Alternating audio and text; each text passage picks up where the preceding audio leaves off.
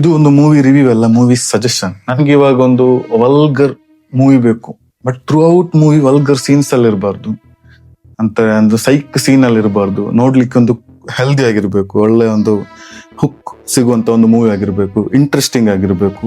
But ಎಡ್ಡೆಯಲ್ಲಿ ಸ್ವಲ್ಪ vulgar scenes ಎಲ್ಲ ಬೇಕು. ಆ ತರದ ಮೂವಿ ನಿಮ್ಗೆ ಬೇಕು ಅಂದ್ರೆ ಬೋನ್ ಟೊಮಹಾಕ್, ನಾನು ಡಿಸ್ಕ್ರಿಪ್ಷನ್ ಅಲ್ಲಿ ಹೆಸರು ಕೊಡ್ತಾನೆ. ಟೊಮಹಾಕ್ 2015 ಅಲ್ಲಿ ರಿಲೀಸ್ ಆದಂತಹ ಒಂದು ಮೂವಿ ಸ್ಟೋರಿ ಬಂದು, ಆ ಸ್ಟೋರಿ ನಾನು ಎಕ್ಸ್ಪ್ಲೈನ್ ಮಾಡೋದಿಲ್ಲ, ಆಸ್ ಯೂಶುವಲ್ ನಾನು ಸ್ಟೋರಿ ಯಾವ್ದಂತ ಹೇಳೋದಿಲ್ಲ.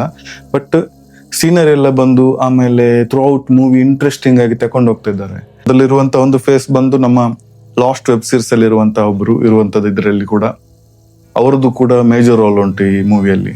ಸಣ್ಣದಾಗಿ, ಚಿಕ್ಕದಾಗಿ, ಚೊಕ್ಕದಾಗಿ, ವೆಲ್ ಪ್ಲಾನ್ಡ್, ಆಮೇಲೆ ಒಂದು ಅಡ್ವೆಂಚರ್, ಆಮೇಲೆ ಥ್ರಿಲ್ಲರ್, ಸೈಕಾಟಿಕ್ ಅಂತ ಹೇಳ್ಬೋದು. ಆ ತರ ಇರುವಂತಹ ಒಂದು ಮೂವಿ ಬೋನ್ ಟೊಮಹಾಕ್ 2015 ರಿಲೀಸ್ ಆಗಿರುವಂತದ್ದು. ನೋಡಿದವರು ಹೇಗಿತ್ತಂತ ಹೇಳಿ ಕಮೆಂಟ್ ಬಾಕ್ಸ್ ಅಲ್ಲಿ ತಿಳಿಸಿ.